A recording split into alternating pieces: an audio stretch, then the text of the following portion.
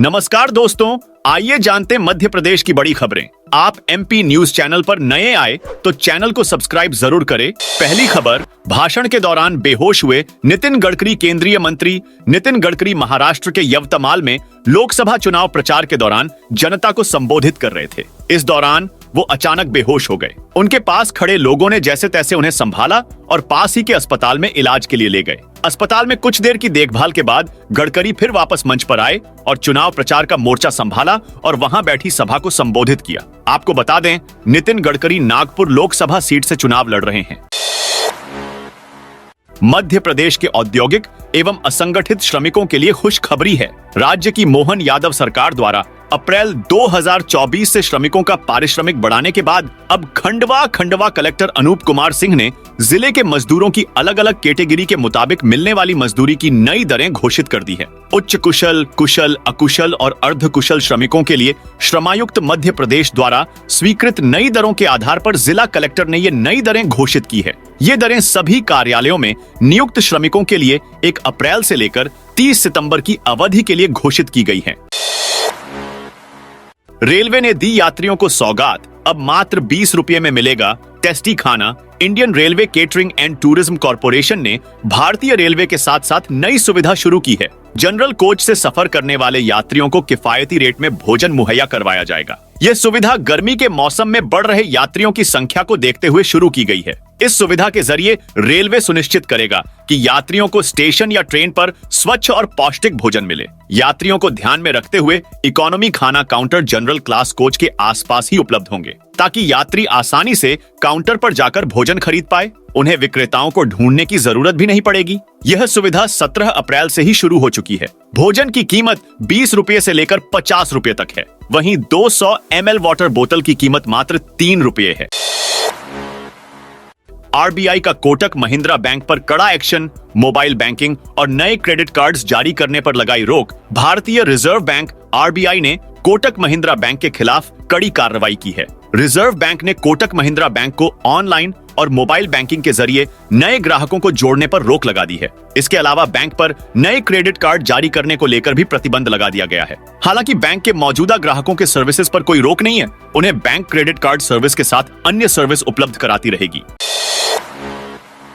माध्यमिक शिक्षा मंडल मध्य प्रदेश ने 10वीं बोर्ड का रिजल्ट जारी कर दिया है। इस साल 58.10% स्टूडेंट्स पास हुए हैं, जबकि 41.9% स्टूडेंट्स फेल हो गए। यह 6 साल में सबसे कम है। पिछले साल की तुलना में 5.19% स्टूडेंट्स कम पास हुए। मेरिट में 82 स्टूडेंट्स हैं। इनमें 37 छात्र और 45 छात्राएं हैं। मंडला के नैनपुर की रहने वाली अनुष्का अग्रवाल ने प्रदेश में टॉप किया है। उन्हें 500 में से 495 अंक मिले हैं। मैथ्स और साइंस सब्जेक्ट में अनुष्का ने 100 में से 100 अंक हासिल किए हैं। माध्यमिक शिक्षा मंडल मध्य प्रदेश ने 12वीं बोर्ड परीक्षा के नतीजे घोषित कर दिए हैं। इस साल 64.49% स्टूडेंट पास हुए हैं। रीवा की अंशिका मिश्रा ने मैथ्स साइंस स्ट्रीम में 500 में से 493 और विदिशा की मुस्कान दांगी ने भी कॉमर्स में 493 नंबर हासिल कर ओवरऑल टॉप किया है। वहीं शाजापुर के जयंत यादव आर्ट स्ट्रीम और सिवनी की सना अंजुम खान बायोलॉजी में टॉपर रहीं।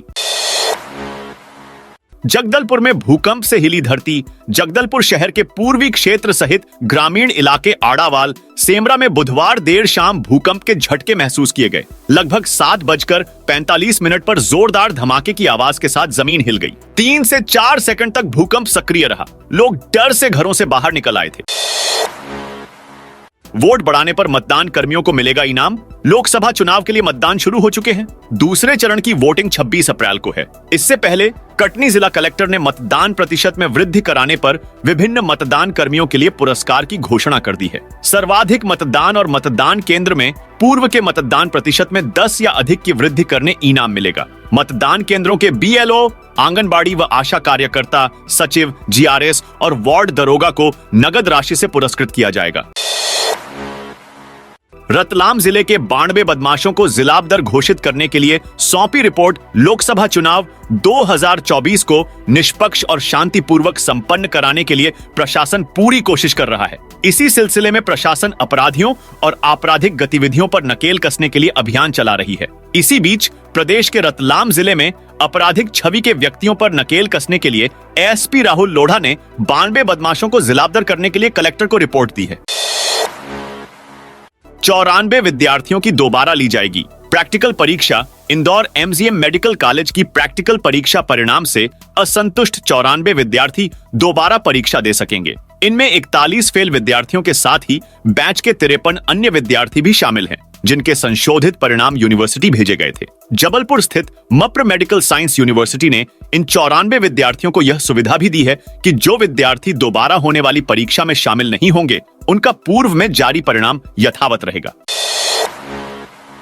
एमपी में बोले पीएम मोदी, मुझे पता चला है इंडी गठबंधन वाले 1 ईयर 1 पीएम फार्मूला बना रहे हैं। ये देश को तबाह करने का खेल है। मोदी ने कहा कि मीडिया रिपोर्ट में आया है उन्होंने फार्मूला बनाया है 1 ईयर 1 पीएम, यानी 5 साल में 5 पीएम। तो बताओ देश का क्या होगा? आपका सपना बचेगा क्या? आपके बच्चों का भविष्य बचेगा क्या? यानी पीएम कुर्सी पर जो एक बैठा होगा, बाकी 4 उसे नीचे उतारने की कोशिश में लगे होंगे। मुझे तो ये मुंगेरी लाल के हसीन सपने जैसा लगता है। पीएम ने कहा कि मैं आपको जागरूक करना चाहता हूं कि ये डरावना खेल है, ये देश का तबाह करने वाला खेल है। ये सपना हसीन नहीं है, ये आपके सपनों को चूर चूर करने वाला खेल है। इसलिए जाग जाइए, चेत जाइए, आपके वोट के ताकत समझिए और देश को बचाने के लिए आगे आइए।